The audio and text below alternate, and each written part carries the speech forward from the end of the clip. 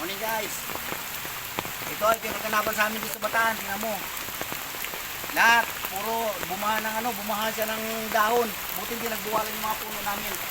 Hindi ko na siya nakain yung mga manok kahapon. Hindi ko na pinig kasi masyado na malakas yung hangin eh. Pero hindi naman siya nakapanira ng gusto. Kaya yung mga manok ko nakalitaw lang sila oh. Ngayon ako muna ginutin yung mga dapat sinutin. Yung mga iba naman mga halaman ko, di naman kasi naagapan ko siya ng ito naman, hindi naman galing ko dito. Mga tigay sa amin ng hindi ko pa na pupuntahan yung baka mga halamanan. Yan, yun naman yung mga talungan ko, nagsulang ko lang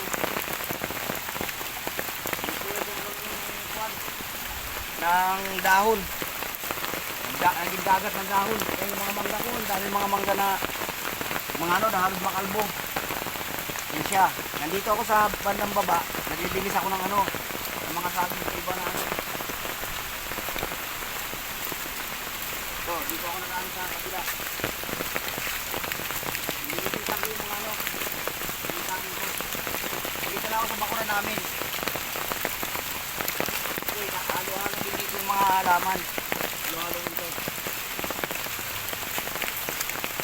So, may mga mangga rito. Maraming mga mangga rito. Napakarami. Yung aking mga kamuting kahoy. Nakagapan ko nakakapunta ko ng doon. Ang galing ng bahay ko. May mga kamuting kahoy na ako ng saging. Kaya inaagapan ko kasi. Masyado naman yung namin sa amin. Ito ng mga linis ko ngayon. Mga nililinis ko, naagapan ko yung mga kasi may hangin pa rin, malakas pa rin ang hangin dito sa amin.